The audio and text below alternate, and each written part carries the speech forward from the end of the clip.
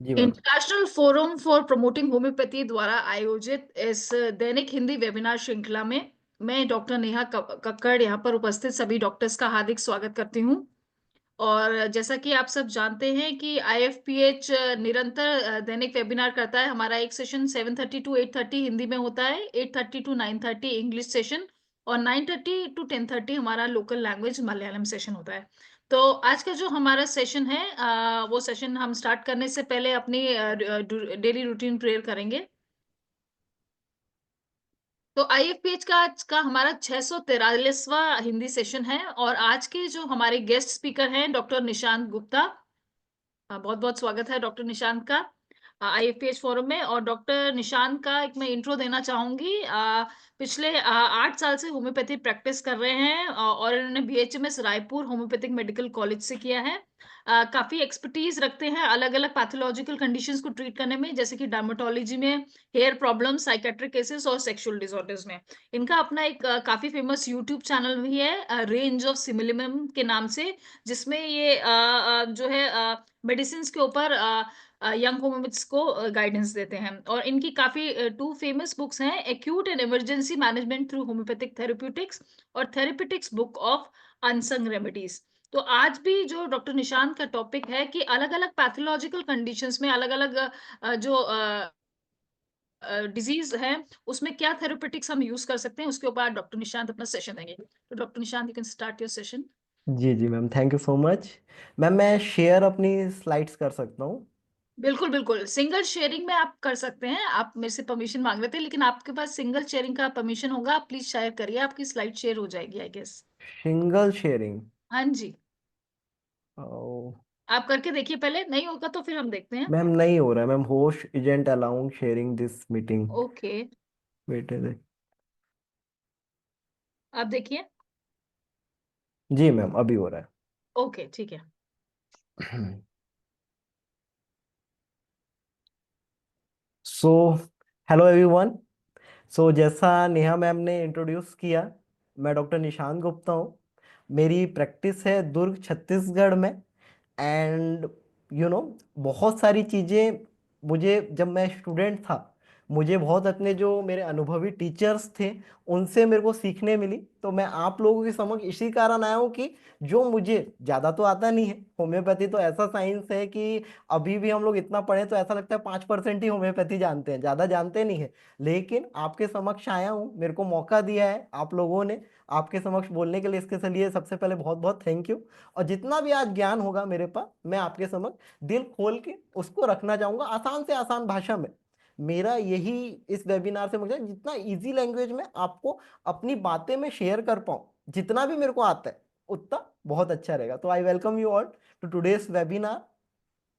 So rules of the webinar, please mute your audio, ज़्यादा unnecessary disturb ना करें, किसी को डिस्टर्बेंस नहीं होना चाहिए। Make notes of the session. अगर आप लगे ये वेबिनार इंटरेस्टिंग है तो कुछ दवाइयाँ, कुछ जो रेयर दवाइयाँ हैं, हो सकती हैं आपके लिए रेयर हो, उसके नोट्स बनाइए। मेरे को काफ़ी अच्छा लगेगा अगर आप सेशन के बाद मुझे शेयर करेंगे वो चीज़ें। Try to participate in chat, कुछ कुछ क्वेश्चंस मैं पूछूंगा तो पार्टिसिपेट कीजिए चैट्स में। और will give you an chance to ask your doubts in later half of the session. Session के पास आपके जो भी मन में आपके डाउट्स आते हैं, क्रॉस क्वेश्चन आते हैं, क्वेरीज आते हैं, आप बिल्कुल निश्चिंत होके आप पेन पे कॉपी में नोट डाउन कर लीजिए और बिल्कुल बिल्कुल पूछिए। मेरे को बड़ी खुशी होगी आप लोगों से इंगेज करने में, इंटरेक्ट करने में। Thank you, thank you. So चीजें है। और डिवीजन ऑफ द वेबिनार मैंने ऐसा बनाया है, पहला इंट्रोडक्शन होगा, आप समझ के कुछ कुछ चीजें मैं इंट्रोड्यूस करूंगा। 5 पैथोलॉजिकल कंडीशन बनाऊंगा बताऊंगा और उसके थेरापेटिक्स मेडिसिन बताऊंगा होम्योपैथी के। सम रेयर मेडिसिन हम लोग बताएंगे जो कि हमारे काम आ सकती है, जो कि मैं कुछ सालों से जो कि मैं सीखा हूं वो मैं यूज कर रहा हूं, मुझे अच्छे रिजल्ट मिले। तो मैं चाहता हूं कि आपको भी उस मेडिसिन से अच्छे रिजल्ट मिले, तो ये मैं चाहूंगा। और क्वेश्चन आंसर सेशन एकदम आखिरी में, आखिरी में आप लोग क्वेश्चन आंसर सेशन जितने भी हैं, जो भी मन में क्वेरीज हैं, डाउट्स हैं, सारे पूछ सकते हैं, बिल्कुल ट्रांसपेरेंसी के साथ। ठीक है। तो मेरा टॉपिक है वो है थेरापिटिक। तो थेरापिटिक बेसिकली क्या होता है? जैसे हम लोग 5.5 साल बीएचएमएस पढ़ते हैं, 4.5 साल थ्योरी पढ़ते हैं, फिर 1 साल मतलब कि हम इंटर्नशिप करते हैं। तो सबसे पहला डाउट तो होता है ये थेरापिटिक क्या होता है, क्योंकि हमारे जो क्लासिकल ग्रुप के जो बड़े होम्योपैथ है, ऑल्दो हम लोग सबका रिस्पेक्ट करते हैं, सबका बड़ा सम्मान करते हैं, लेकिन उनका ये मानना है कि homeopathy shouldn't be given therapeutically. जैसे एलोपैथिक जैसे थेरापेटिकली दे देते हैं कि कोई भी फीवर हो तो पीसीएम तो देना देना मैंडेटरी है ही है ही, कोई भी डायरिया तो मेट्रोनिडाजोल तो देना देना मैंडेटरी। पर होम्योपैथी कई लोग ऐसा क्रिटिसाइज करते हैं कि ऐसा अपन को नहीं देना चाहिए, पर हम लोग देते हैं। तो थेरापिटिक बेसिकली अगर देखा जाए तो it acts as a bridge between knowledge of pathology to the knowledge of materia medica. जो भी हमारा नॉलेज अपन पैथोलॉजी पढ़ते हैं ना, एनाटॉमी में, फिजियोलॉजी में, पैथोलॉजी तो खुद ही एक सब्जेक्ट है, उसके बाद फोर्थ ईयर में प्रैक्टिस ऑफ मेडिसिन में पढ़ते हैं, उसको कोरिलेट करता है मटेरिया मेडिका के साथ। मटेरिया मेडिका है उसके साथ अपन कोरिलेट करता है, and it's also an important part of homeopathy. जैसा बाकी चीजें हैं वैसा थेराप्यूटिक भी एक इंपॉर्टेंट पार्ट ऑफ होम्योपैथी है। पर कुछ लोग, जैसे मैंने बताया, बड़े ग्रुप ऑफ होम्योपैथ जो रहते हैं वो इसको क्रिटिसाइज करते हैं कि ऐसा ऐसा नहीं देना चाहिए, कि कोई दवाई थेरापेटिक नहीं देना पड़ता, वरना तो ये तो एलोपैथी जैसा हो गया। अब हम लोग सच बताओ, बहुत सारे होम्योपैथ है ना जो फीवर आते हैं तो यूपेटोरियम पर बेलाडोना, रेडनेस देख के बेलाडोना दे देते हैं, थोड़ा सा रूमेटिज्म पेन हुआ तो ब्रायोनिया और रस्टॉक्स हमारे दिमाग में आ जाती है। अच्छा दर्द हो रहा है घुटनों में, चलो रस्टॉक्स दे दो। अच्छा मूवमेंट से एग्रेवेट है, एम्यूलोइड मूवमेंट से, चलो ब्रायोनिया दे दो। ऐसा करते हैं कि नहीं करते? तो ये एक व्यू है। एंड देखिए 10 एलोपैथ है तो सबका अलग अलग सोचने का तरीका एकदम एक ही है। पर यहाँ पे क्या है, 10 होम्योपैथ है ना, तो दोनों का, दसों का सोचने का तरीका अलग अलग है। आप हमारे घर में ही देखिए, हमारी वाइफ और हम है, दोनों अलग अलग। अगर 10 पेशेंट मेरे पास है, 10 पेशेंट उसके पास है, 10 अलग दवाई देगी और मैं 10 अलग तरीके की दवाई दूंगा। तो हम होम्योपैथ अलग अलग तरीके से सोचते हैं और अलग अलग चीजों से हम लोग एनालिसिस करते हैं। यही हमारे साइंस की ब्यूटी है। अगर देखें क्यों हम होम्योपैथ आज की डेट में हम लोग सक्सीड हो रहे हैं, बिकॉज लोग इस साइंस को समझ रहे हैं। जो थोड़े से बड़ा हार्श वर्ड है, जो थोड़े से कम दिमाग के लोग हैं वो इस साइंस को नहीं समझ पाते हैं, दे यूज्ड टू अवे चले जाते हैं इस पार्ट के और दूसरी पैथीज करने। चलो that is there different thing. तो ये चीज है। अब मैं कुछ बात करूंगा डॉक्टर शंकरन के 7 लेवल ऑफ एक्सपीरियंस की। डॉक्टर राजन शंकर है मुंबई में, बहुत बड़े बड़े होम्योपैथ इंडिया में बॉर्न हुए हैं, उनमें से एक डॉक्टर शंकरन है। ऑल्दो सब ग्रेट है, ऐसा नहीं एक को बोल रहा हूं तो बाकी खराब है, ऐसा नहीं करना है। इन्होंने 7 लेवल ऑफ एक्सपीरियंस दिए जो मेरे को काफी अच्छे लगे। ये थेरापेटिक के वे को समझने में मेरे को अच्छे लगे, तो मैं आपको बता रहा हूं। वो है name, fact, feeling, delusion, sensation, energy and the 7th level. ये 7 लेवल ऑफ एक्सपीरियंस रहते हैं। अब नेम क्या रहता है, जैसे फॉर एग्जांपल कोई बंदा पेशेंट आ गया आपके सामने और बोल के आ गया मेरे को तो नोज ब्लीडिंग हो रही है। अपन क्या लैंग्वेज में बोलते हैं, एपिस्टेक्सिस बोलते हैं अपने लैंग्वेज में। तो हम क्या करें, उसके अलावा कोई उसने अपना फैक्ट नहीं बताया, एग्रावेशन, एम्यूलेशन, मोडालिटी, एलमेंट, कंकोमिटेंट कुछ भी नहीं बताया।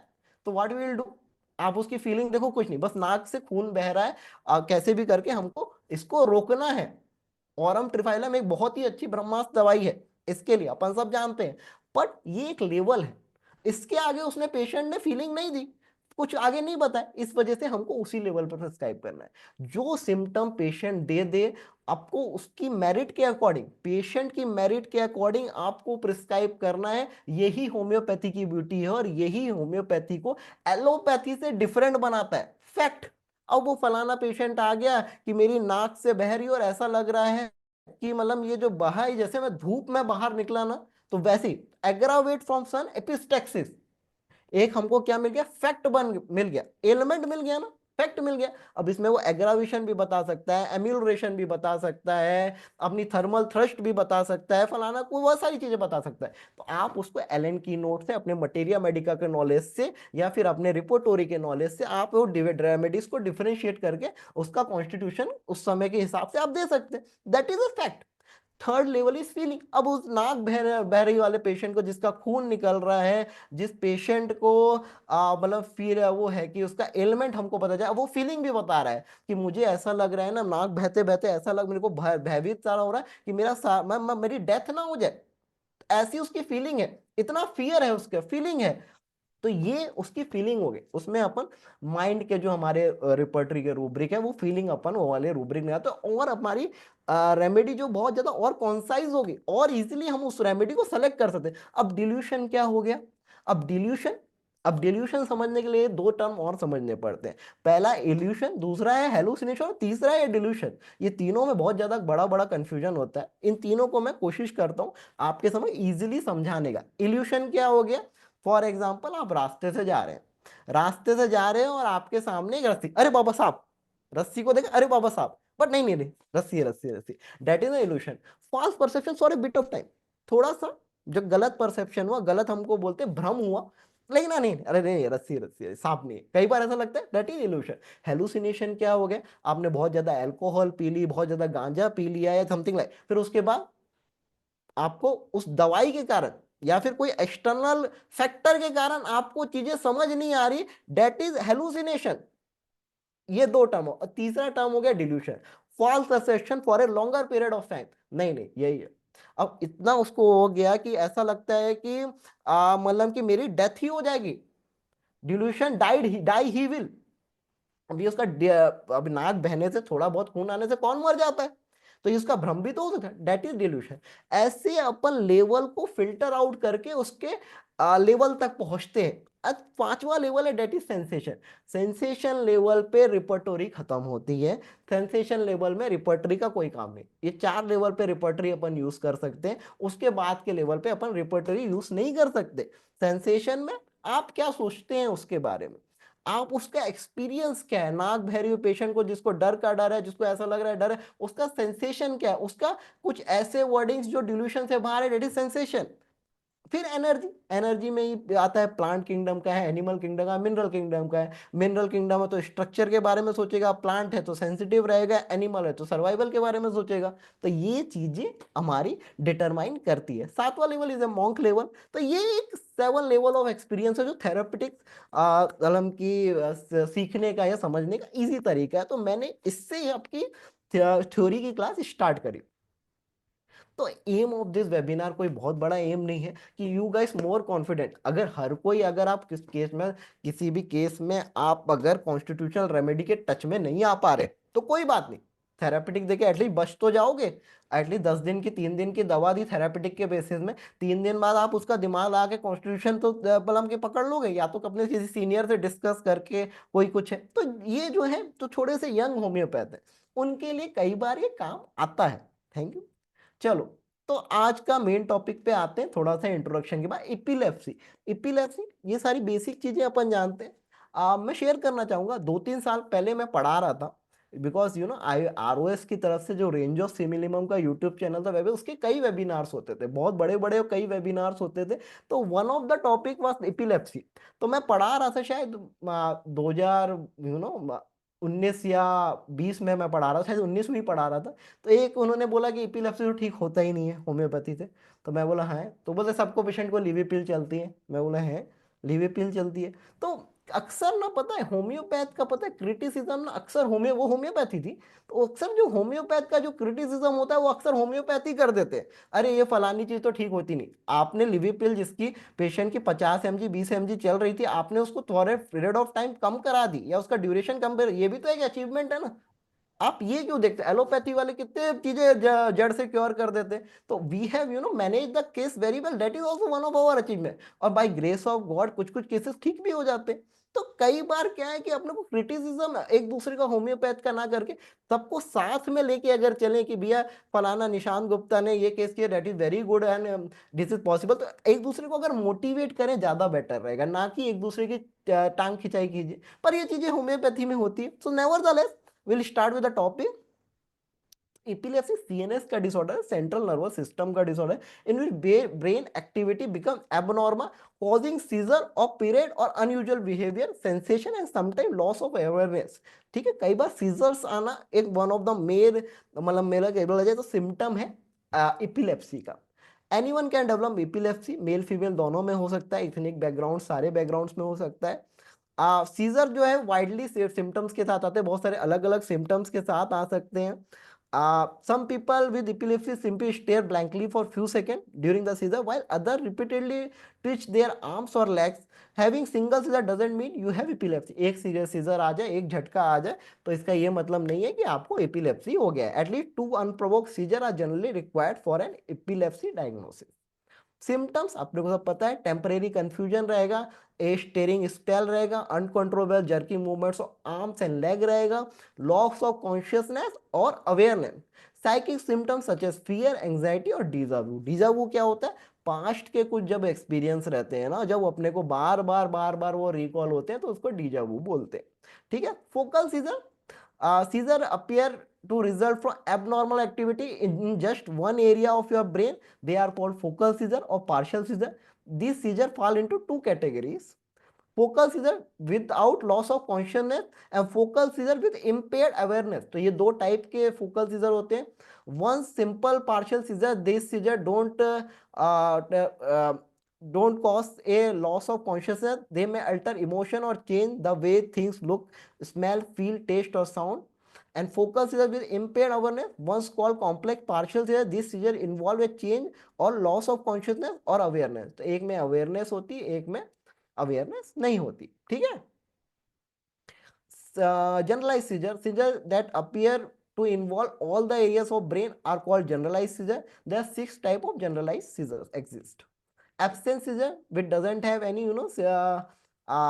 which doesn't have any seizures. Absence seizure, previously known as the petit mal seizures. And tonic seizure, that causing stiffening of the muscles. Atonic seizure, which also known as drop seizure, cause loss of muscle control, which may cause you to suddenly collapse or fall down. Conic seizure, which associated with a repeated and rhythmic jerking muscle movement. Myoclonic seizure usually appear as sudden, brief jerks or twitching of your arms and leg.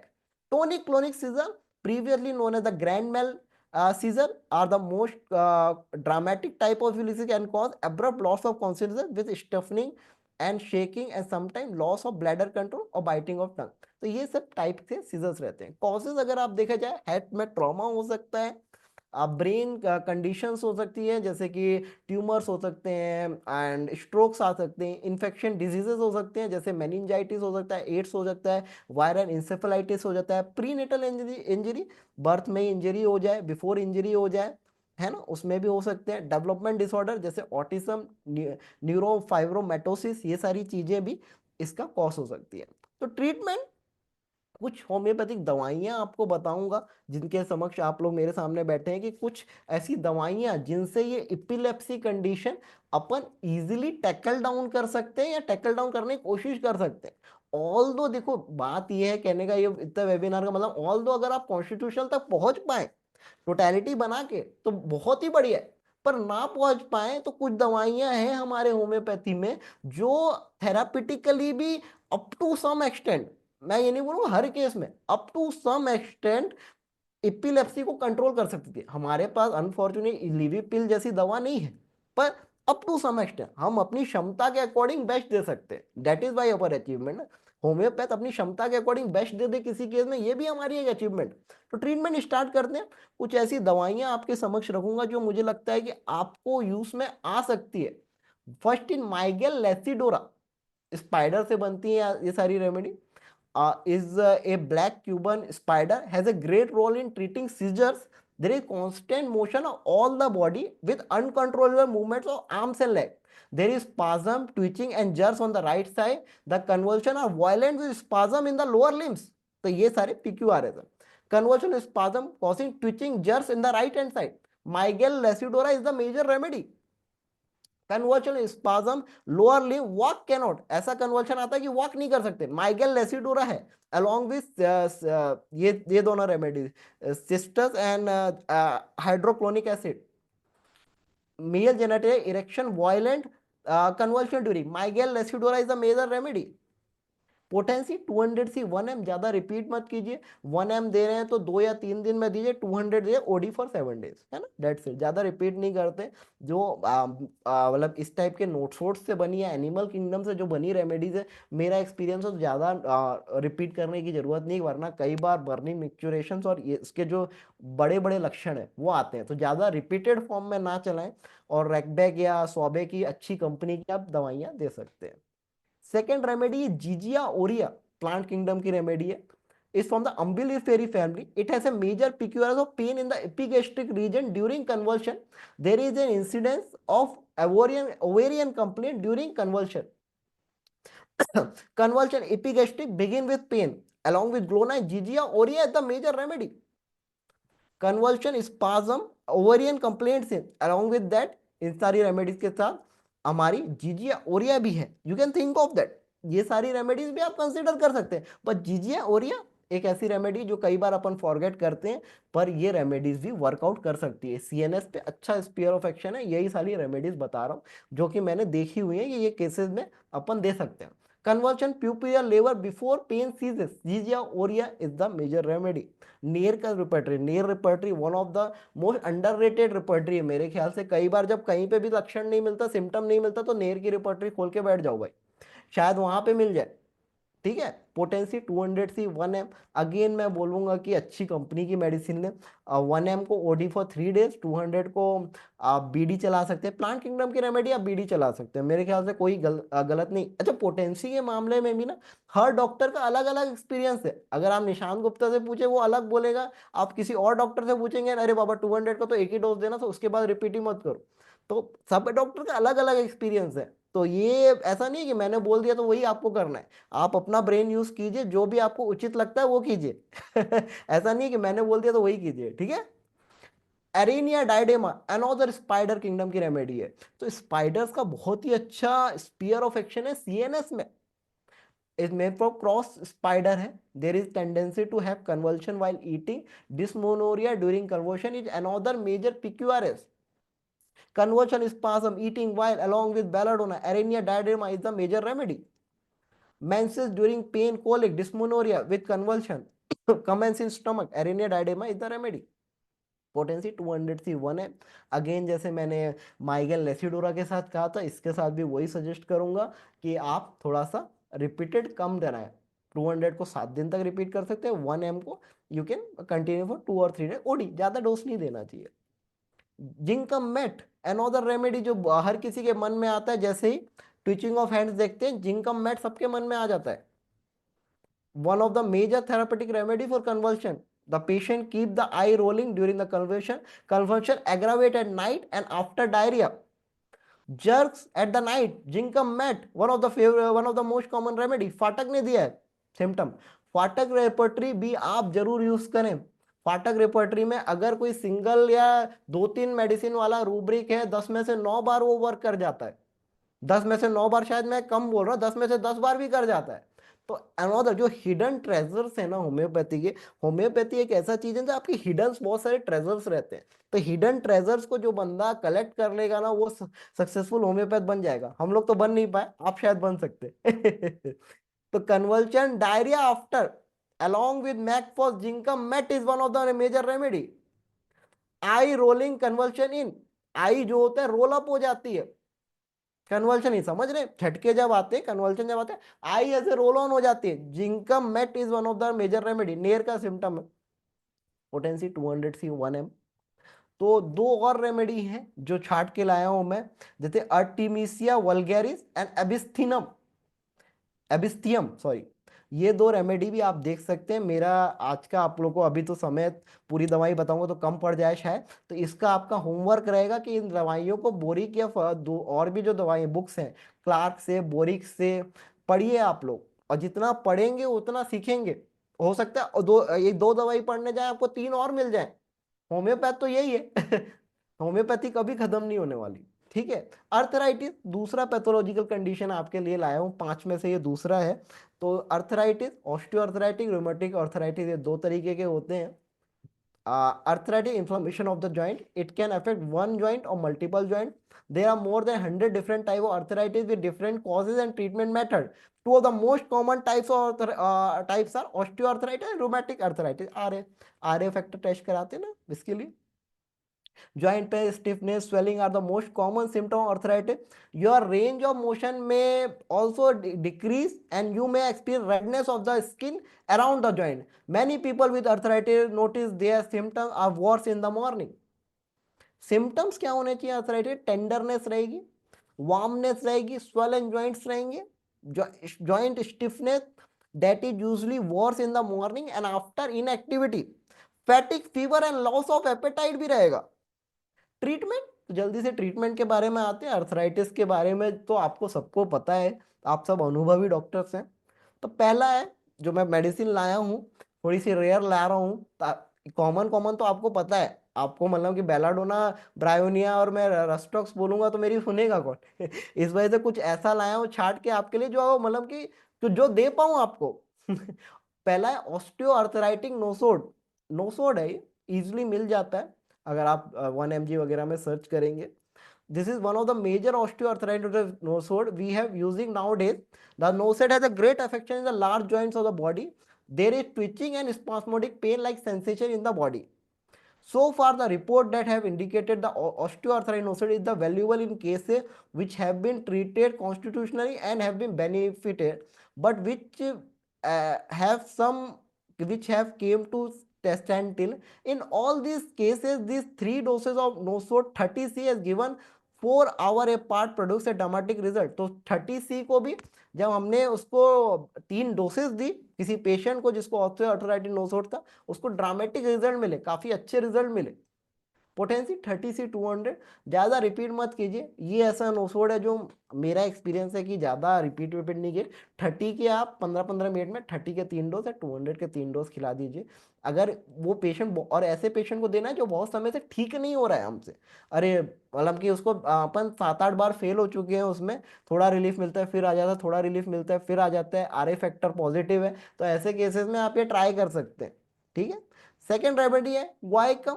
बहुत ही बढ़िया remedy है plant kingdom की। मेरे ख्याल से जो rheumatism के जिसके पास केसेस आते हैं, गुआइकम काफी मतलब कि उनको पता ही होगा। काफी कॉस्टली भी आता है ये। It belongs to plant kingdom, Rosidae subclass. There is tearing in the legs from tarsus to the right knee. The pain any joint aggravate from wall. There is contraction of extremities after taking cold. तो जैसे ही ठंड लगती है, जैसे ही cold लगता है, वैसे ही मतलब कि कॉन्ट्रेक्शन हो जाता है एक्सट्रीमिटीज में। Legs tearing tarsus from the right to the knee. तो टार्टस क्या रहता है, जो सोल में जो बोन्स रहती हैं, group of bones we call it tarsus, तो उसमें टीयरिंग होती है from right to knee. Guaiacum is the major remedy. Pain foot warmth aggravate, warm जो रहती है ना, उससे पेन का फुट में एग्रावेट होता है। Contraction cold after taking, guaiacum is the major remedy. Pain elbow warm aggravate, guaiacum is the remedy. Potency mother tincture में दीजिए, ज्यादा रिपीटेड मत दीजिए। इसका मैं ये बोलूंगा, जैसे अपन नॉर्मली मदर टिंचर को मैं जैसे देता हूँ, आधे कप पानी में 15 बूंद या 25 बूंद सुबह दोपहर शाम। गुआइकम को इतना ज्यादा देना नहीं, आधे कप पानी में 10 बूंद या 5 बूंद सुबह सुबह, बस। ज्यादा रिपीट नहीं, वरना फिर कई पेशेंट को मैंने देखा है एब्डोमेन में बर्निंग टाइप की होने लगती है, फिर उसको रोबिनिया खिलाना पड़ता है। तो इस तरह की नौबत नहीं, कि मेरे साथ ऐसे एक्सपीरियंसेस हुए हैं कई बार। होम्योपैथ क्या अपनी बेवकूफियों से या बोलो या गलतियों से जब फेल होता है तभी सीखता है। तो ये ठीक है, छोटी छोटी चीजें हैं, पर ये वर्कआउट करती है आपके प्रैक्टिस में।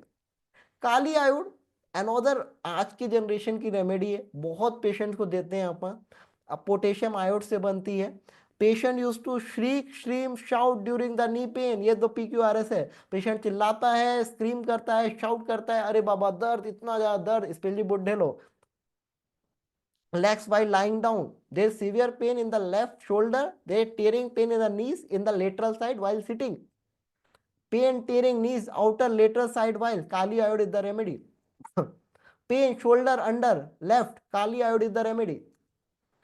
Patient used to shriek, scream, shout, pain during limbs in thighs, knee joint and leg while lined हो। तो लेटते वक्त ऐसा जनरली करता है, लेटने के बाद पहले थक जाता है, थकने के बाद लेटता है, फिर चिल्लाता है, अरे बाबा मेरा घुटना।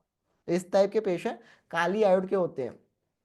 30C 200C में आप दे सकते हैं। पोटेंसी अगर मैं रिपीटेड बोलूँ तो 30C को भी आप दीजिए BD, 200C को OD। ज़्यादा दिन नहीं, 5-7 दिन के लिए दीजिए। ज़्यादा ये सारी रेमेडीज ना, आयोडम ग्रुप की मेरा पर्सनल एक्सपीरियंस है ना, ज़्यादा लंबे समय तक नहीं खिलाना चाहिए। मेरा पर्सनल एक्सपीरियंस है, कुछ कॉम्प्लिकेशंस देखते हैं।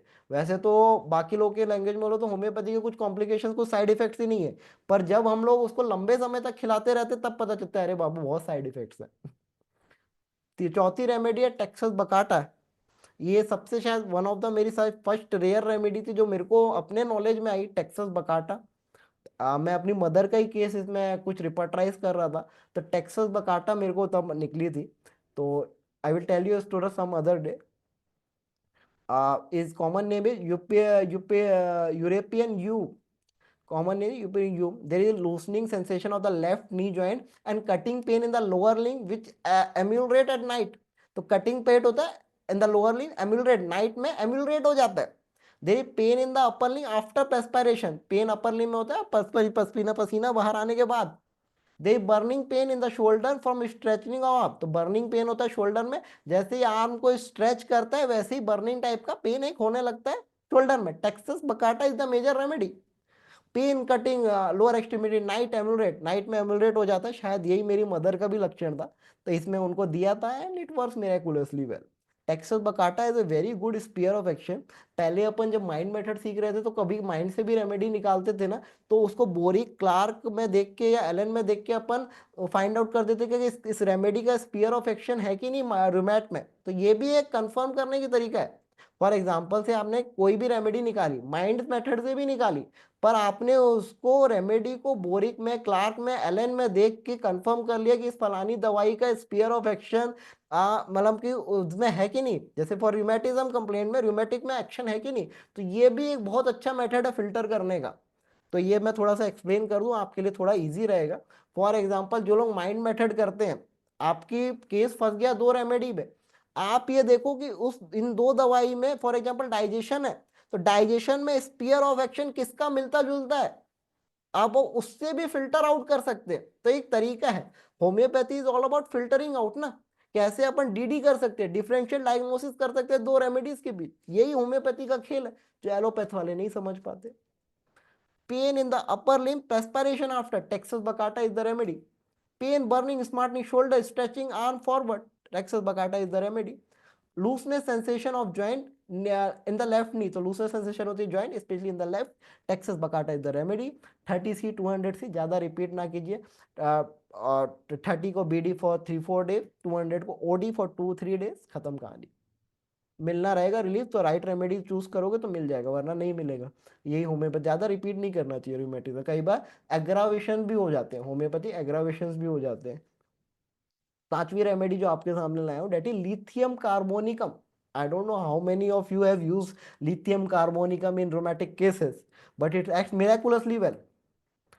It's a pain joint which ameliorate uh, from bathing, washing hot, pain in the upper limb, ameliorate from grasping. There is valvular complaint at the concomitants along with rheumatic complaint. There is hollow sole pain extending to the knees. Extremities pain, bathing, washing, warm, hot, ameliorate. So along with Tama, this is remedy I am forgetting. Along with this, a lithium carb is one of the good remedy. Extremities pain after limb grasping amulet, lithium carb with the remedy. Pain, rheumatic, valvular complaints in lithium carb with the remedy. Pain, feet, soles, hollow, extended to the knees, lithium carb with the remedy. 30C 200C जैसा आपको previous remedy के लिए बताया था वैसे ही use करें, ज्यादा high मतलब रिपीट ना करें, ज्यादा बेटर रहता है. सिक्स्थ रेमेडी है रूम ऑफिसनेले, प्लांट किंगडम की रेमेडी है. इसमें there is a crackling sensation throughout the whole lower limb. एक जो घुटने में एक क्रैकलिंग टाइप की सेंसेशन, चट चट चट चट चट टाइप का घुटना आता है. आपके लैंग्वेज में पता नहीं क्या बोलते हैं, या छत्तीसगढ़ में बोलते हैं चचा रहा है हमारा घुटना. तो ठीक है, तो there is a pressing pain in the knees extending to the heels. There is lots of weakness in the lower limb.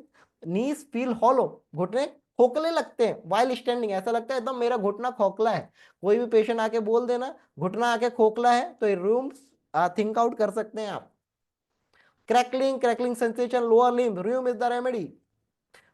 Pen pressing knees extended to the heels, pain में प्रेसिंग नीज रहेगा और extend होगा heels तक, tarsus तक, rheum is the remedy. Weakness knees hollow aggravate, hollow standing aggravate, तो weakness रहेगा knees में, hollow sensation रहेगा, जैसे ही एग्रावेट होगा तो हॉलो टाइप का सेंसेशन मिलेगा. इसका रूब्रिक का ये मतलब है. 30-200 में देते हैं. कुछ और रेमेडी जो छांट के लाए हूं आपके लिए, जेंथोजाइलम, फ्रेक्सिनियम, वायोला ओडाटा, एसिड बेंजोइक और apocynum andro. Specially apocynum andro acid benzoic gout complaint में बड़ी इफेक्टिव है, और जेंथोजाइलम फ्रेक्सिनम वायोला ओडाटा रोमेटिक कंप्लेंट में, बड़े घुटने के कंप्लेंट में इफेक्टिव है. तो तीसरी पैथोलॉजिकल कंडीशन जो आपके लिए मैं डिस्कस करूंगा जैसे फाइब्रोएडिनोमा ब्रेस्ट कैंसर। तो fibroadenoma might feel firm, smooth, rubbery, hard, and had a well-defined shape. Usually painless, is mildly feel like a marble in your breast, moving easily under your skin when examined. Fibroedema may vary in size and they can enlarge or shrink on their own. तो fibrosis क्या type है, firm रहता है, smooth रहता है, रबड़ी रहता है, मतलब ब्रेस्ट की गठान, उसी को फाइब्रोएडिनोमा बोलते हैं, आप सब जानते हैं ये सब। सिम्टम्स क्या क्या रहेंगे, round with distinct smooth borders, easily mood off firm and rubbery type का रहेगा, जैसे कोई डायग्नोसिस करते थे ना, पेनलेस रहेंगे, जनरली पेनलेस भी रहते हैं फाइब्रोएडिनोमा, तो इस टाइप का आपको रहेगा, मेमोग्राफी करके आप इजिली उसको वो कर सकते हैं।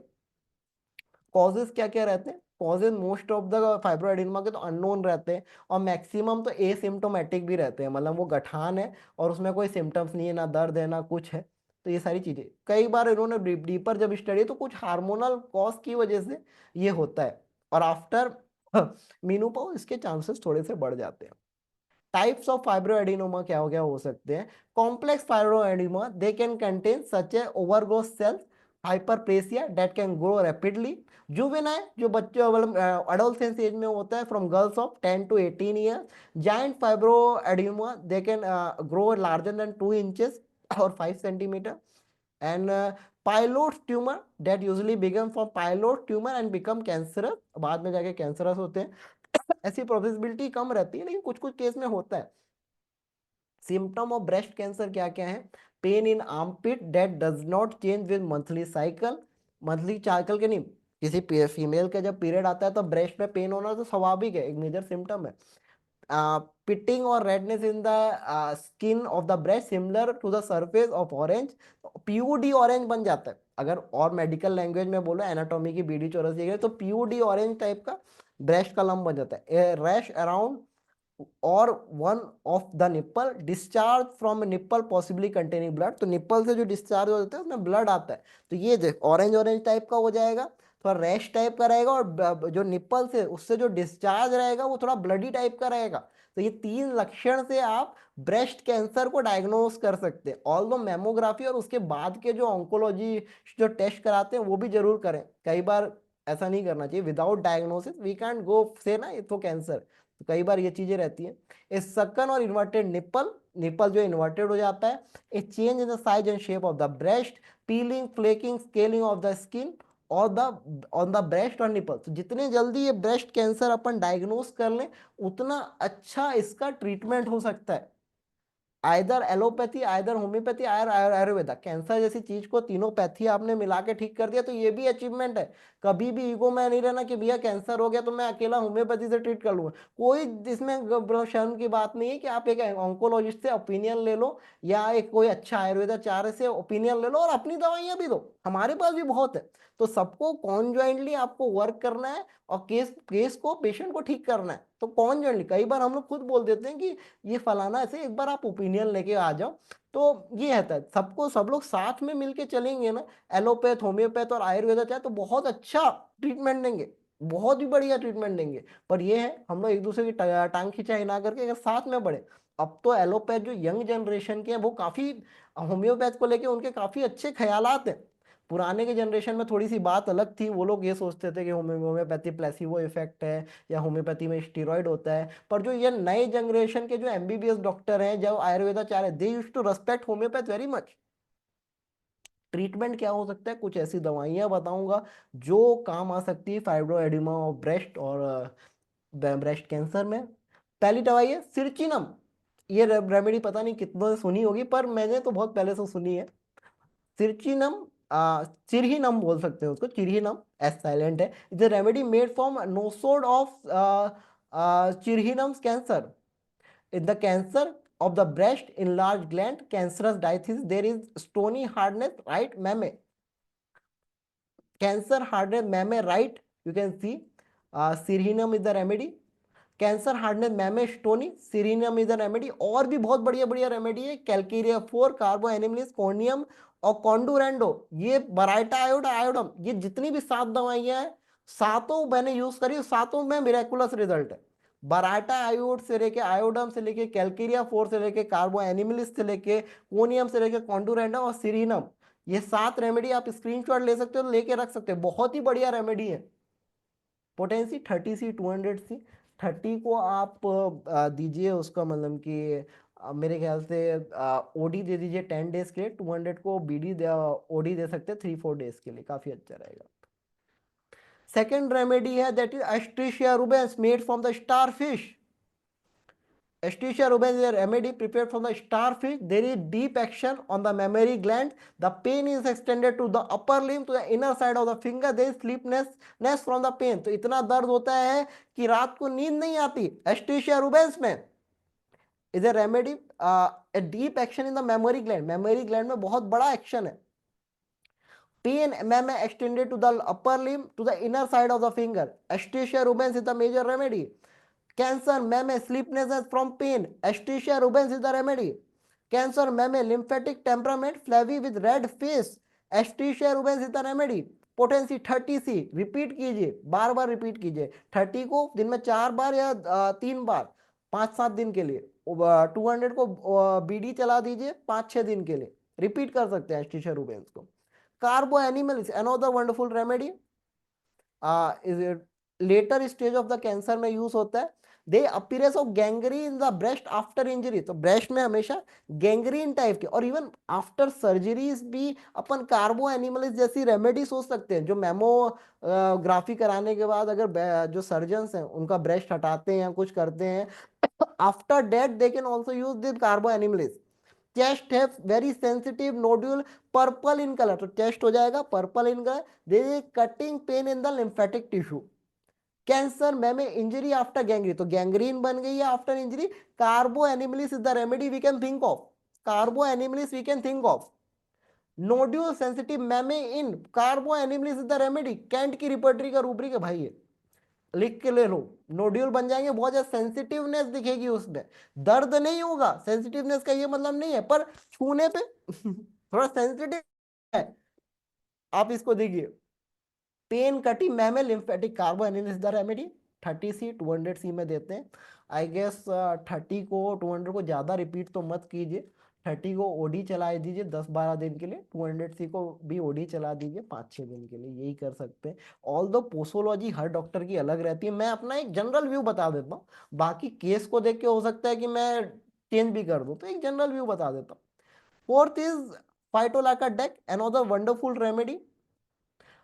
Cheesy hard old meme, there is radiating pain in the meme, the nodule in the meme aggravate from cold and wet weather। तो नोड्यूल में हमेशा एग्रावेट होते हैं, या पेन होता है या जो होता है कोल्ड और डैम वेदर में एग्रावेट हो जाता है। तो there is cheesy hard like old mammae, तो बहुत ज्यादा हार्ड हो जाएगा, चीज टाइप का हार्ड हो जाएगा mammae. Hardness cheese hard like old mammae, phytolacca dec is the major remedy. Boger का रिपोर्ट है mammae radiating pain, phytolacca dec. Mamma weather in cold wet, nodule हो जाते हैं, phytolacca dec remedy. Potency 30 C 200 C, repeat कर सकते हैं। Plant kingdom की remedy को ज्यादा सोचना नहीं है, रिपीट कर सकते हैं।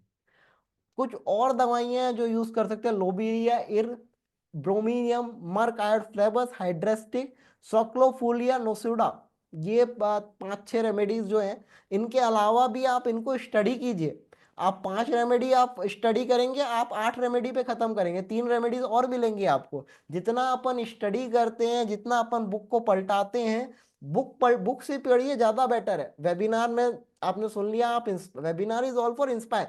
मैं क्या कर रहा हूँ, 1 घंटे में कितना पढ़ा सकता हूँ ना आपको, मैं बस इंस्पायर कर सकता हूँ कि भैया आप बुक खोलो और बुक से पढ़ो वरना फिर आप मेरी जगह में आप पढ़ाएंगे फिर अगली बार, ठीक है।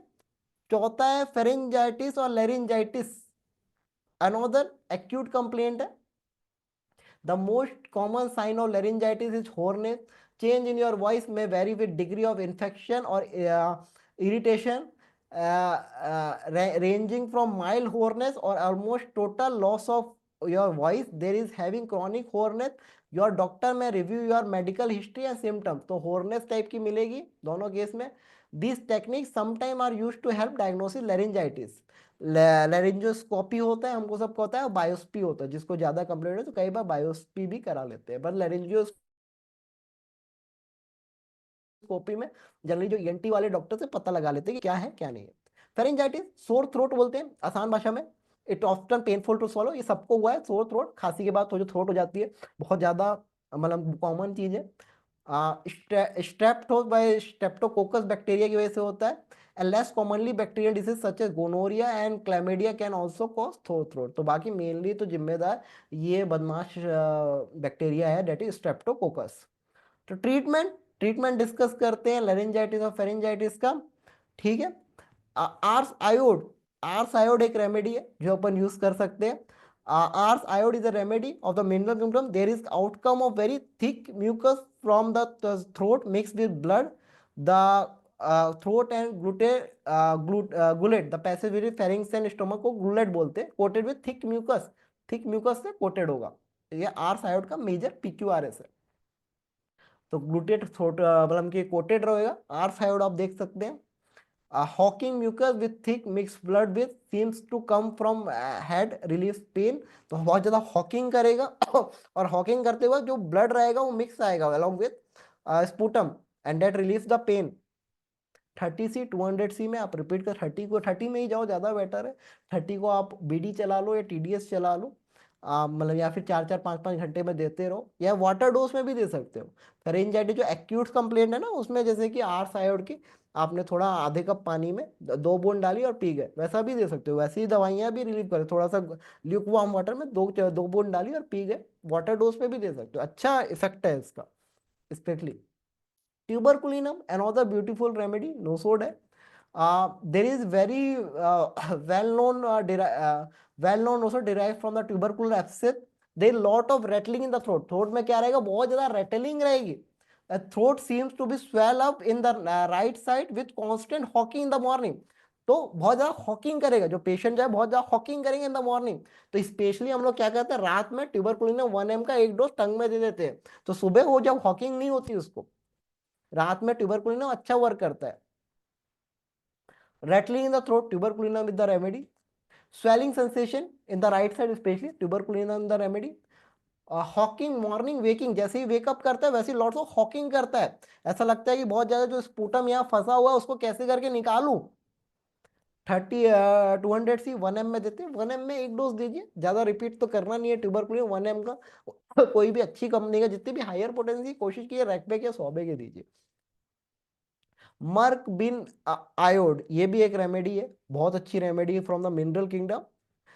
Merc bin iodide salt has a huge sphere of action in larynx and pharynx. The throat feels burnt and painful. The throat discharge mucus after eating. Lumpy pharynx are inflamed and tubercular. Throat pain, burning, as if swallowing empty aggravate. तो throat pen जैसे Brunt, तो ऐसा लगता है throat में burn हो गया है। और स्वेलिंग एम्प्टी एग्रावेट, जैसे स्वेले करता है वैसे एग्रावेट हो जाता है। Merc iod ruber you can think of. Throat discharge mucus eating after lumpy, तो थ्रोट में हमेशा म्यूकस डिस्चार्ज रहेगा। Merc iod ruber is the remedy. Pharyngitis inflammation, tubercular diathesis का मतलब है इसमें, merc iod ruber is the remedy, Boericke का rubric है। 30 सी 200 सी में आप दीजिए, ज्यादा इफेक्टिव है। फोर्थ रेमेडी है जैसे जिंजीबर ऑफिशियल है, अदरक कोई बड़ी हमारे लिए दवाई नहीं है अदरक के बारे में पढ़ना। तो gingival is known as Indian drug. The cough is as much as there is sticking in the throat. More on the left side, there is obstacle in the throat which makes it difficult to swallow. तो obstacle रहेगा, swelling में हमेशा तकलीफ रहेगी। The palate has dry road. Cough, tickling throat in more on left side. Gingival is the remedy. Swallow over obstacle in the throat. He must.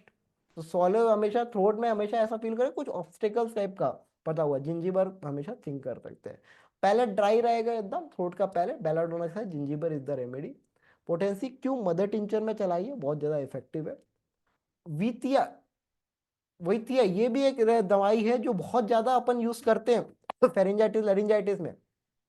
कंपोजिटिव family की remedy है, same family में conium भी है। The irritation in the public speaker और singer, जो गाना वाले हैं जो सिंगर्स हैं, हमारे पास जो केसेस आते हैं कि मेरे को भैया गाना गाना है और मेरे थ्रोट में खराबी है, कोनियम ये along with argentum met, Wyethia is the remedy that you can also think of. The esophagus have the heat extending to the stomach. The heat in the esophagus aggravate from eating. तो eating से aggravate होता है. Throat irritation, public speaker and singer in heat esophagus extending to the stomach along with radium bro. Vithia is the remedy. Esophagus eating aggravate. Vithia is the remedy. 30C 200C में आप दे सकते हैं, repeated dose कर सकते हैं, not at big issue. और दो remedy है जो अपन दे सकते हैं, मर्क साइनेटस एंड फाइटोलाका डेक, ये दो दवाइयां भी हम दे सकते हैं.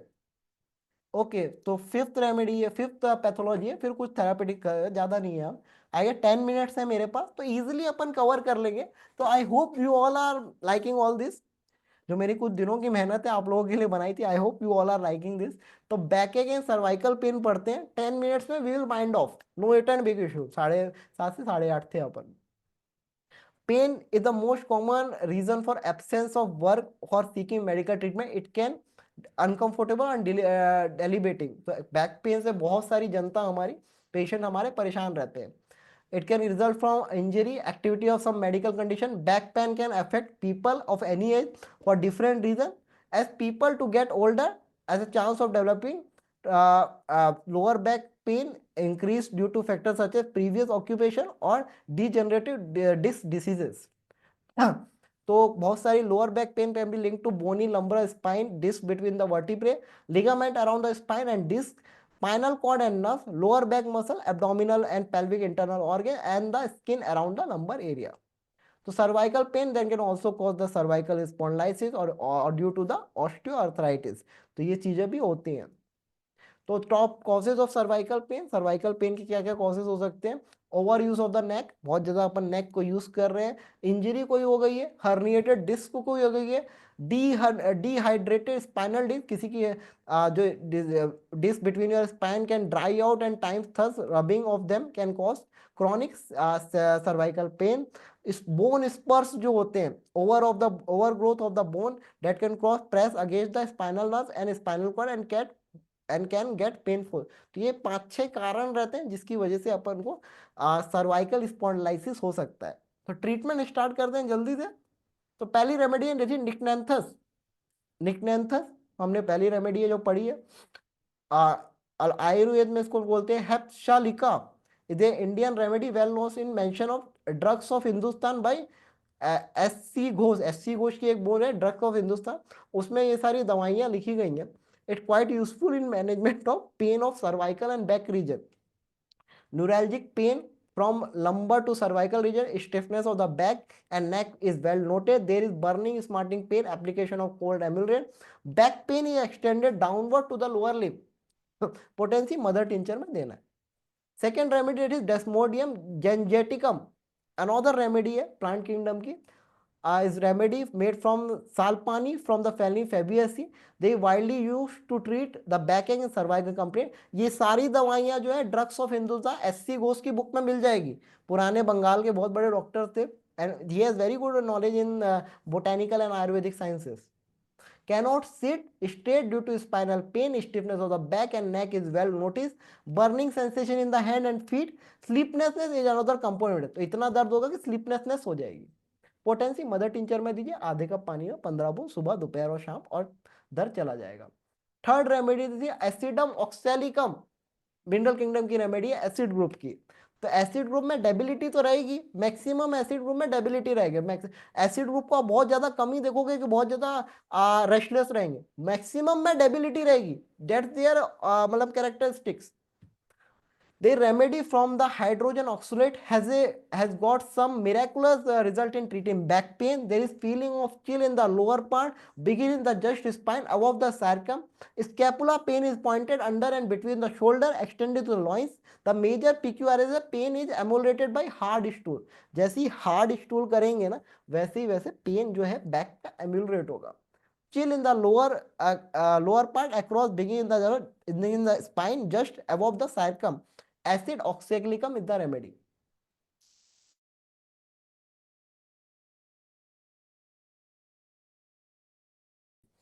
Scapula pain under between the shoulder extended to the loins. You can think of this remedy acid oxalicum. 30C 200C में अपन चला सकते हैं. फोर्थ रेमेडी जैसे क्वासिया पिक्रेनिया एक्सिला क्वासिया हम लोग बोलते हैं, बहुत इंटरेस्टिंग रेमेडी है। Is a remedy made from a bitter wood from the subclass Rosidae. Quassia ऐसे पीक्यूआरएस of coldness in the back running through the out. तो कोल्डनेस रहेगी, हमेशा एक ठंडापन रहेगा बैक में। पेशेंट आके पीक्यूआरएस ये देता है कि बैक हमेशा मेरी ठंडी रहती है, तो quassia is the remedy we can think out.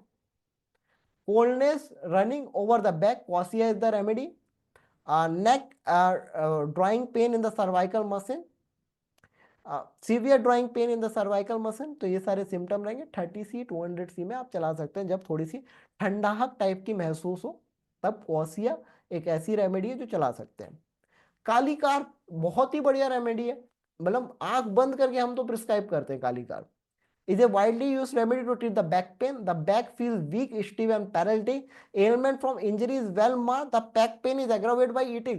तो बैक पेन कैसे एग्रावेट होगा? ईटिंग से। और एलमेंट फ्रॉम इंजरी, हमेशा कम बोलेगा अरे मेरे पीठ में दर्द हुआ था या कोई इंजरी लगी थी या चोट लगा था, उसके बाद से मेरा कमर दर्द के लक्षण बढ़ गए। और कैसी फील होगी? वीक फील होगी, स्टिफ फील होगी, पैरालिटिक फील होगी।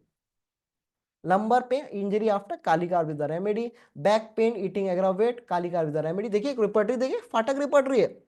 फाटक के जो सिंगल मेडिसिन रूब्रिक बड़े काम के हैं। पैरालाइज डोर्सल रीजन, कालिका with the remedy. 200C 1M, even 30 में भी आप रिपीट कर सकते हैं, बहुत बढ़िया रिजल्ट है।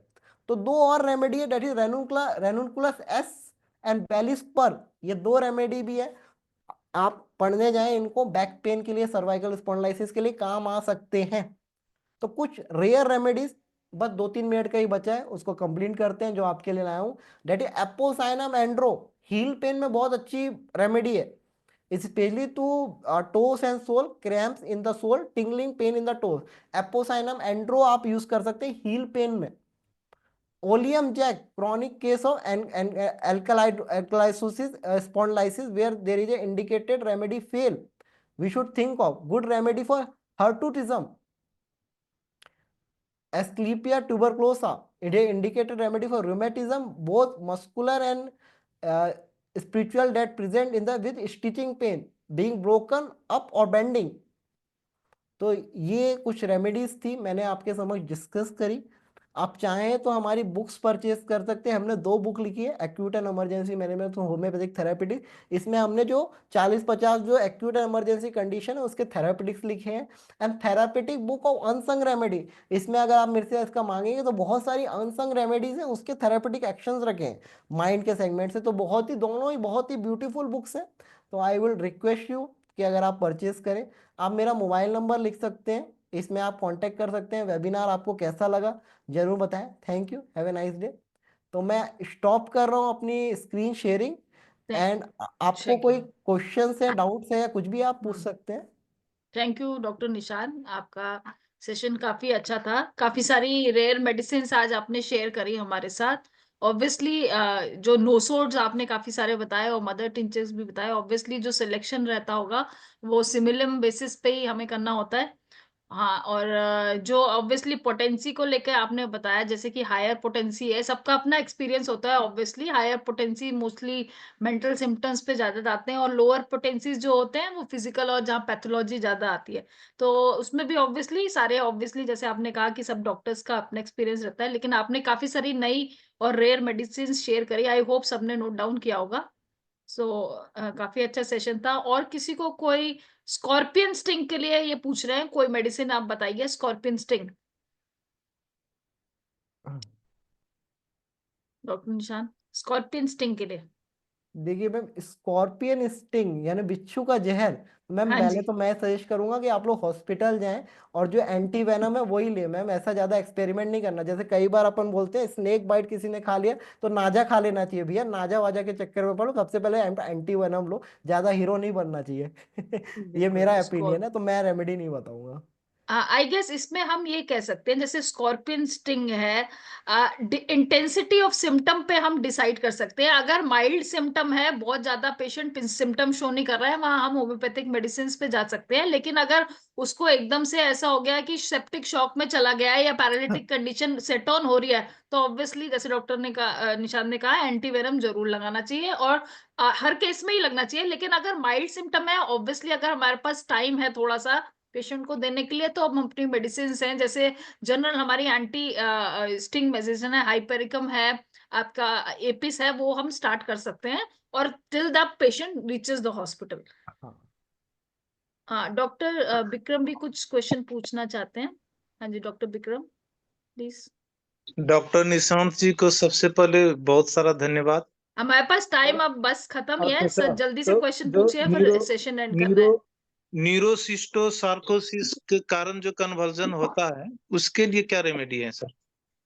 देखिए सर, इसमें न्यूरो ऐसा कोई स्पेसिफिक तो रेमेडी नहीं है। आप जो भी लक्षण है, जैसे फॉर एग्जांपल से आपने जो भी, जैसे माइग्रेन से आप स्टार्ट कर सकते हैं। माइग्रेन एक ऐसी रेमेडी है जो न्यूरो जो आपने बोला उसमें वर्कआउट अच्छा कर सकते हैं। माइग्रेन से आप स्टार्ट कर सकते हैं ऑन द हायर पोटेंसी। तो migraine is my choice. All दो आप दो चार अगर लक्षण और बताएंगे तो और ब्रीफली मैं आपको अच्छे से एक्सप्लेन कर पाऊंगा। कभी जैसे जो मोबाइल नंबर उसमें आप मेरे को बताइए तो मैं कोशिश कर पाऊंगा आपकी थोड़ी बहुत हेल्प करने की। ये तो डॉग का सिस्ट ब्रेन में हो जाता है ना। ये तो जोंक का दवाई हुआ एक तरह से, जो कि उसका सफाया हो सके।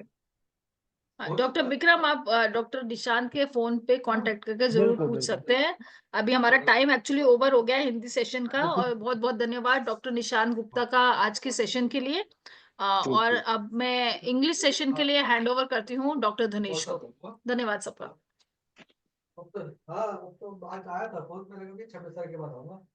Thank you, Dr. Neha Kakkar. Good evening, good afternoon, and good morning. This is the 1596th day of continuous webinar conducted by International Forum for Promoting Homeopathy. Today, our guest is Dr. Sneha Kharalkar. Let us begin the session with 1 minute silent prayer.